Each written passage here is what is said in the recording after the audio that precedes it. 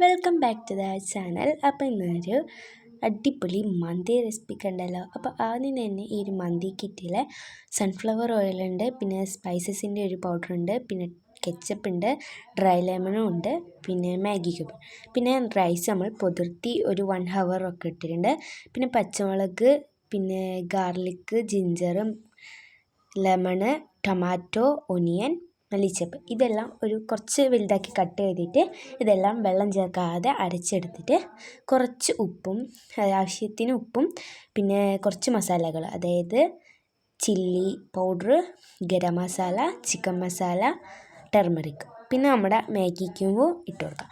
പിന്നെ സ്പൈസസിൻ്റെ പൊടി നമ്മൾ ഒരു സ്പൂൺ ഇട്ടിട്ട് ബാക്കി 3 സ്പൂണ് മാറ്റി വെച്ചിട്ട് ആ മാറ്റി വെച്ചതിലേക്ക് ഓയിൽ ഒഴിച്ചിട്ട് മിക്സ് ചെയ്യുക. ഇത് നമ്മൾ റൈസിലേക്കും ചിക്കനിലേക്കും വേണ്ടതാണ്.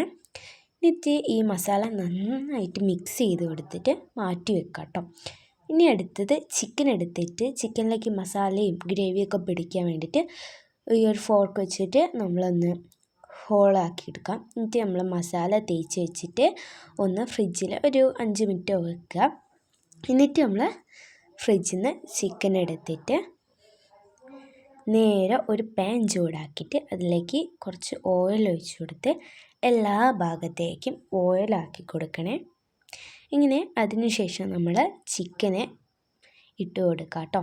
എന്നിട്ട് നമ്മൾ ഇത് വേവിച്ചെടുക്കാനുള്ള പരിപാടിയാണ്. ഈ ഒരു പാത്രം വെച്ചിട്ട് റൈസ് ചെയ്തതിലാണോ അതിലേക്ക് കുറച്ച് വെള്ളം ഒഴിച്ചിട്ടെടുത്ത് പെപ്പർ, സ്പൈസസ്, ഡ്രൈ ലെമൺ, ജീരകം ഇതെല്ലാം ഇട്ട് കുറച്ച് 2 സ്ലൈസസ് ലെമണും പിന്നെ കുറച്ച് സാൾട്ടും ഇടുക. ഇടയ്ക്കിടയ്ക്ക് നോക്കണം. പിന്നെ നമ്മുടെ ഓയിലും ഇടുക. എന്നിട്ട് നമ്മൾ റൈസ് ഇട്ടെടുക്കുക. ഈ മയോണൈസിൻ്റെ റെസിപ്പി നമ്മൾ എഗ്ഗ് എടുത്തിട്ട് അതിൽ ഗാർലിക്കും പിന്നെ ഓയിലും നമ്മുടെ വിനാഗിരിയൊക്കെ ഒഴിച്ചേക്കുക. ചട്ടിനി ഉണ്ടാക്കി. അങ്ങനെ നമ്മുടെ ചിക്കനൊക്കെ വെന്ത് കഴിഞ്ഞു. വെന്ത ചിക്കൻ നമ്മളൊരു പാൻ എടുത്തിട്ട് ഇനി ഒന്ന് മൊരിച്ചെടുക്കണം. അപ്പോൾ അതിനുള്ള പരിപാടിയാണ്. നമ്മളൊരു ബ്ലാക്ക് കളർ ഉണ്ടാവുമല്ലോ ചിക്കനിൽ, ഈ ഒരു കളർ പോലെ. ഇനി നമ്മൾ മാറ്റി വെച്ച ആ മസാലയും പിന്നെ ടൊമാറ്റോ കെച്ചപ്പും കൂടി ഇട്ടിട്ട് ഒരു മസാല ഉണ്ടാക്കിയെടുക്കാം. എന്നിട്ട് റൈസിൻ്റെ മേലെ ഇതേപോലെ വെച്ച് കൊടുത്ത് ടർമറിക് പൗഡർ കളർ വരാൻ കളർ ചേർക്കണമെങ്കിൽ ആഡ് ചെയ്യാം. 3 പച്ചമുളക് ഇതേപോലെ കുത്തി വെച്ചിട്ട് നമ്മുടെ ടർമറിക് വാട്ടർ ഇതിലേക്ക് ആഡ് ചെയ്ത് കൊടുക്കാം.